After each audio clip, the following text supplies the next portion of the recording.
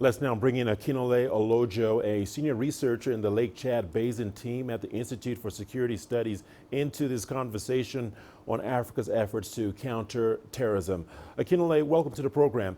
Thank you for joining us. Akinola, terrorism continues to spread in many African countries despite billions of dollars allocated to fight it. Why is this the case?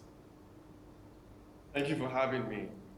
That's the big question, because the response to this is really not about how much we're spending in terms of billions of dollars. It's about where we're allocating this expenditure to, where are we spending it in, who are we engaging in terms of a comprehensive stakeholder engagement, and also about how accountable this whole process is. So I think it's a number of issues here we're looking at. It goes beyond also spending in terms of the military. We must look at this in terms of multiple levels of engaging the issue. So we're looking at addressing governance gaps, for instance.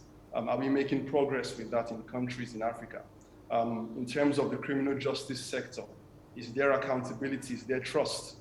Are we engaging the private sector in terms of how more effectively they can contribute to technological solutions in terms of more effectively managing borders? So there's a host of issues we're looking at, and we can go on in terms of also, are we addressing the ideology, countering the ideology of these groups? So it's a range of issues that goes beyond just spending money. All right, significant points to look at there for sure.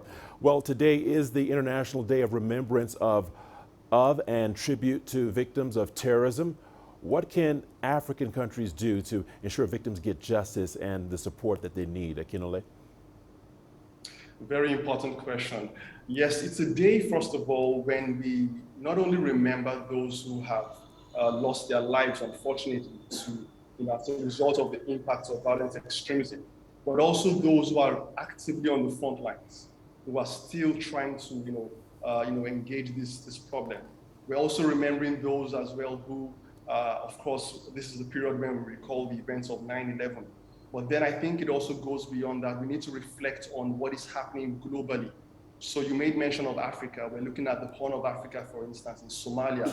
In 2017, there were at least over 500 people who died in one of the deadliest attacks in Mogadishu.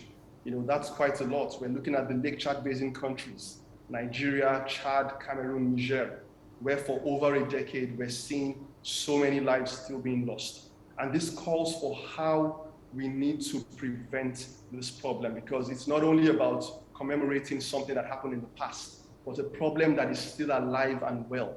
So how do we focus or refocus on preventing the problem, or at least more effectively managing it on multiple levels?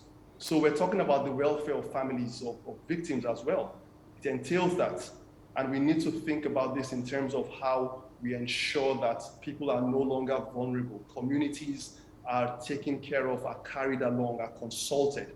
So it's a whole range of issues we need to focus on when we remember this day and victims who have lost their lives as a result of violent extremism. Okay, Akinola Olojo, important statements that you've made there as well. Thank you so much for sharing your insight and analysis. Much appreciated.